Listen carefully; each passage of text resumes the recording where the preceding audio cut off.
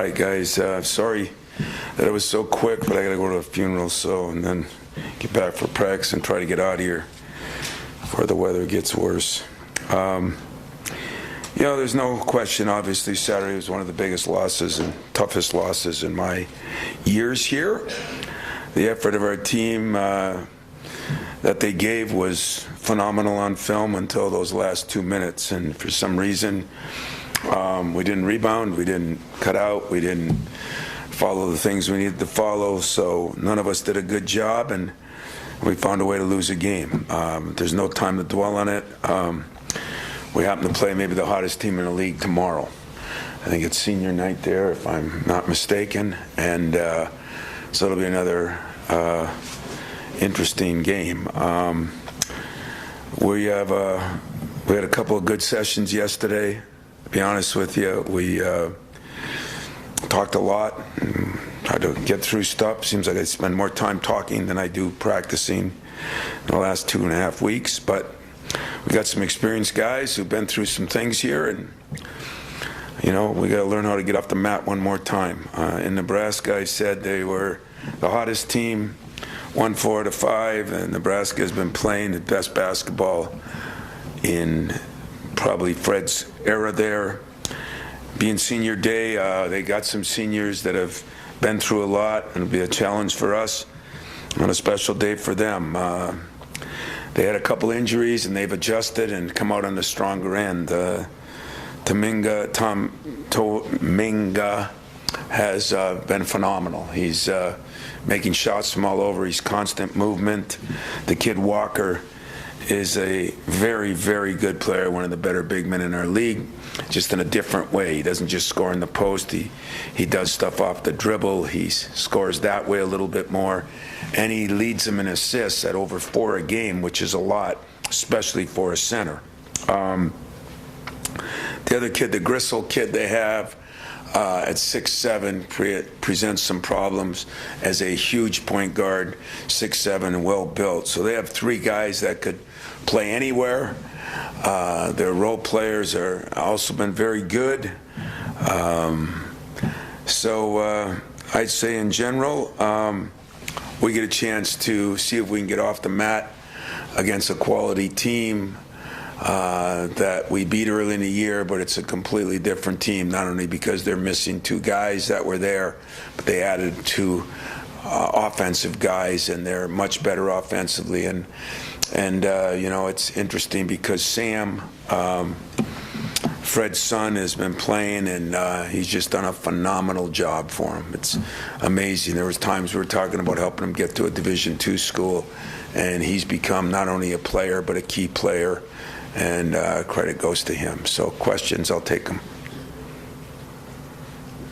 I'm wondering, over the last 3 games, you guys have upticked the scoring and gotten a little more offense consistency, and the shooting's been there since that Rutgers game. What's changed maybe on the offensive side to allow that? Is it just the health factor for some of those guys? Well, it does help. Malik has had couple of good games in the middle, and then playing together, practicing a little bit more together, I think has been a factor. Tyson's been on a rampage. AJ has done a very good job of maybe not taking as many shots, but getting more people involved, getting downhill a little bit more, getting some openings there. Joey and Tyson have been on a pretty good 5, 6, 7, 8 game stretch, but I'd say that the ball movement has been better.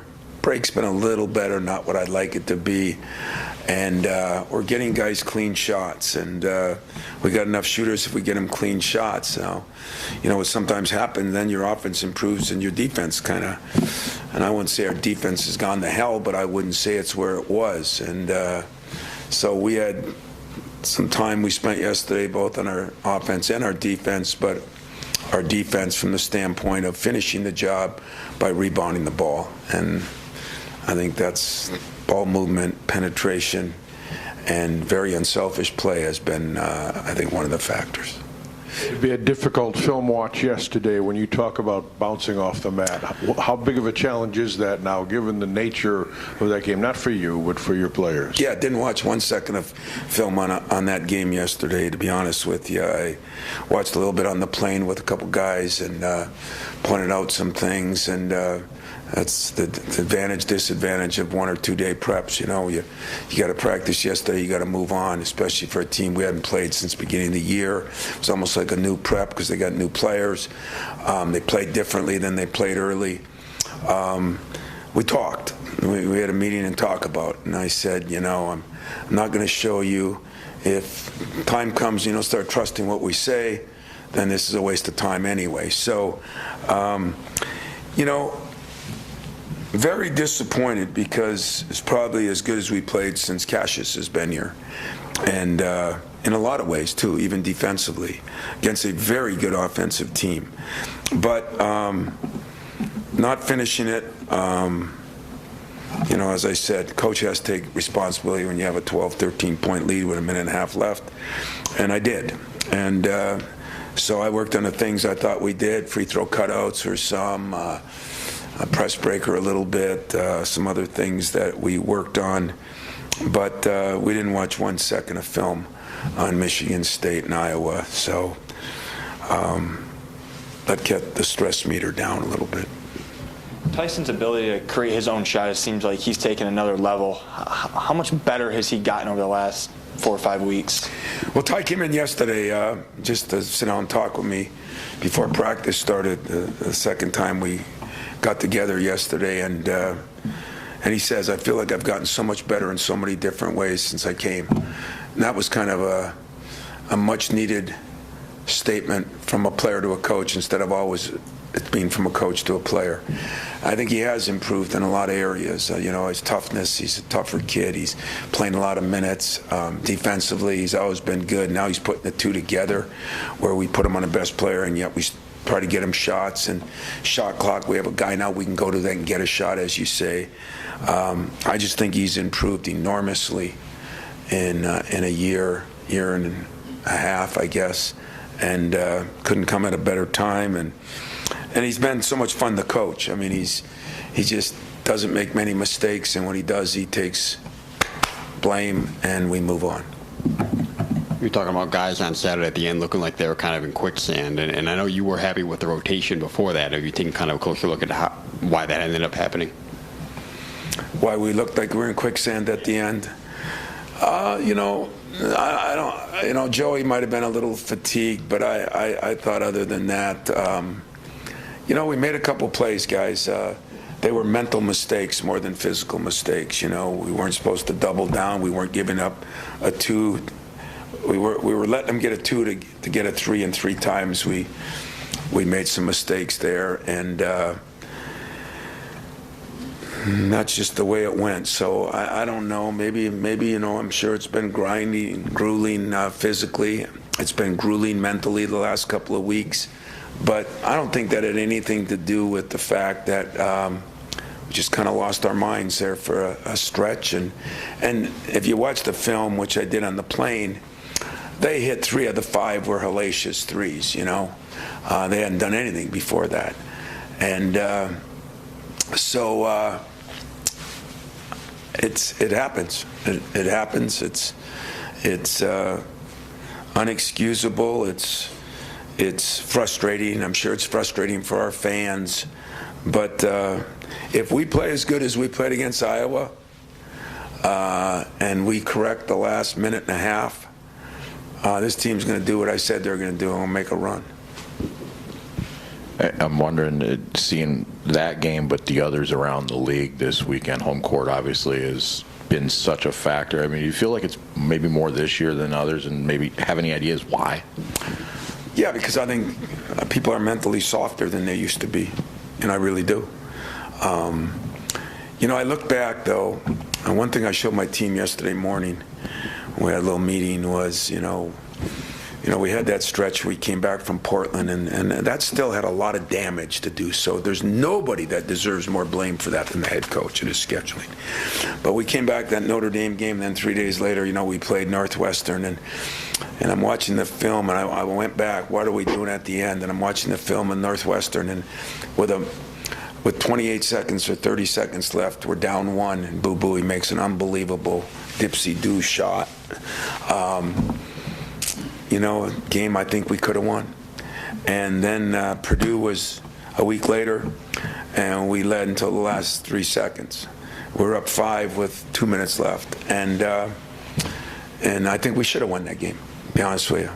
And then the other game, I think I could play the same scenario 9,999 times to 1, and I think we win it. You ever think if we won those 3 games?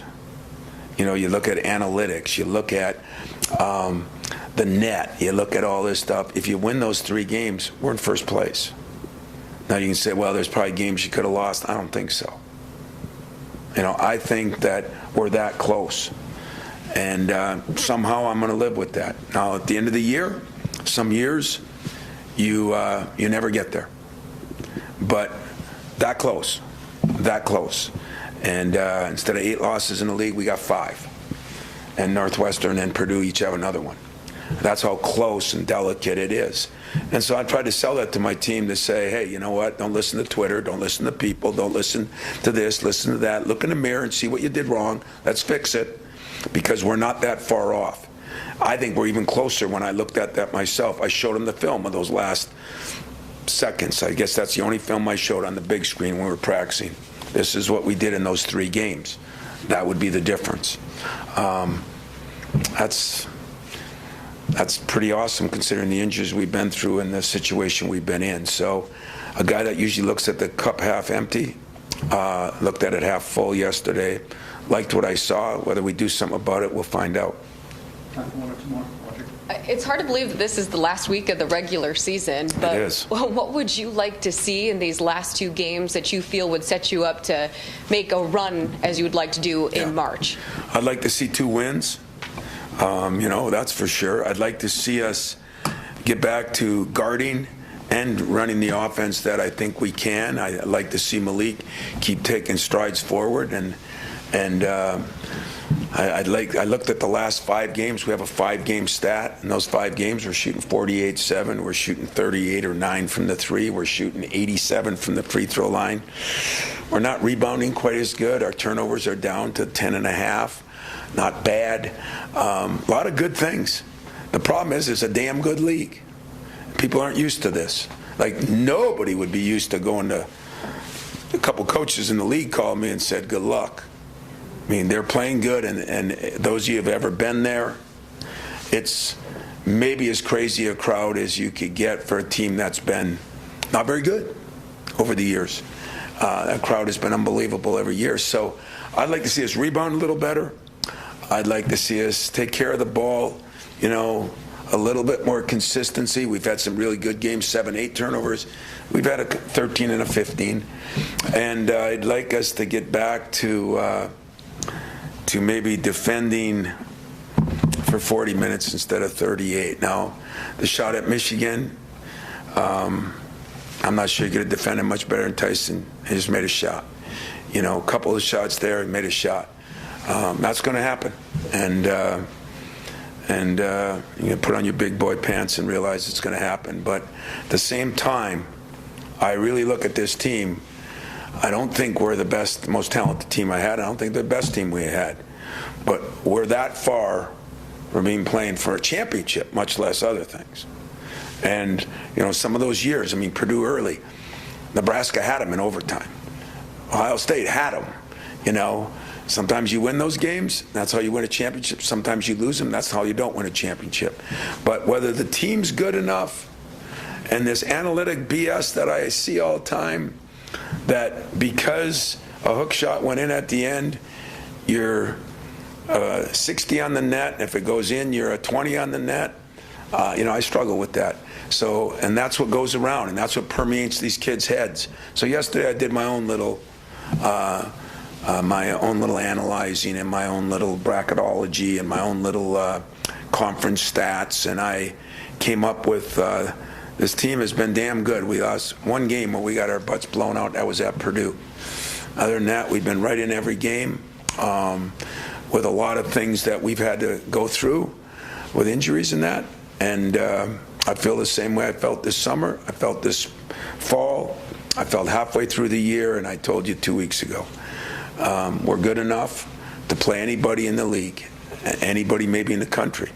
And yet we proved where we don't have a great margin for error. Mistakes for us get compounded because we don't have dominant talent, maybe. We got to live with that. We got to coach better and play a little better, and then we'll make one of those patented runs that we're used to around here. Tom, I apologize if you covered this in Iowa, but I assume this week is what it is in terms of the Minnesota game, or is there still a possibility? Yeah, I thought it was already going to be released, so I will release it. I thought I already did once, but the Big Ten office, I think, said they were going to do it today. I've been disappointed in the way it's been handled at the Big Ten office, but I would like to publicly state, because I didn't see it, because I wouldn't look at that crap on that social media stuff, but my assistants, where Steve Peichel was getting some, I don't think they did a good job with anybody. Peichel had a play last night at 6:30. One of the things was to move that game up. There was not a lot of options. So do not blame him. Maybe I'd blame the Big Ten office on what I got. I did not think that it was very aggressively handled early. And as I look back, it might have been one of those things because of TV, because of all the stuff. There's just nothing that could be done. It's too bad. I know this. I know Ben wanted to do everything he could do to play it. And I do think Steve would have helped in any way he could. It just didn't work out. So a couple years ago, it didn't work out for us because we played all the games. This year, it didn't work out because we didn't play. But just another good thorn in my side to motivate me to work harder. So it just won't be played? Won't be played. This might be for the Big Ten then, but how will that affect the standings and the double? Is that all? Okay. Yeah, you know what? Let the Big Ten office, they seem to be good at handling things, let them handle this, because I have no idea what that does to, it used to be the first, tiebreaker was competition against each other. Then it was whether you, who you played in the top. If somebody beat Purdue and you didn't, they got something over you. Now, because of the number of games, or won't be even, we'll be the only team that didn't play Minnesota. Not once, but most played them twice. We'll be the only team that didn't play the full amount of games, us and Minnesota. And so then I guess it goes by percentage. But you know what? If we would have won Saturday, we could have helped ourselves. So I don't blame anybody on that. I'm just disappointed that there weren't more options available. But maybe there wasn't able to be. So maybe it's nobody's fault, just bad luck for Michigan State and Minnesota, and we move forward. It is what it is, and that's the way it works. Is it a point of pride for you the last 2 years playing all 20? Yeah, that's why I did it that year when we were dead and got my backside kicked.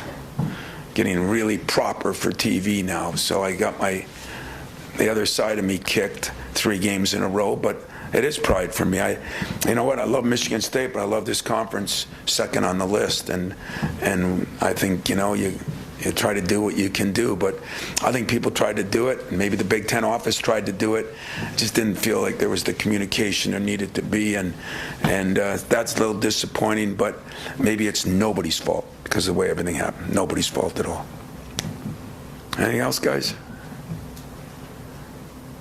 So I finally made an announcement that they were supposed to make a while ago. It's Monday. I gotta go to a funeral, guys. You guys travel safe. Those that are going out there. You too. See ya.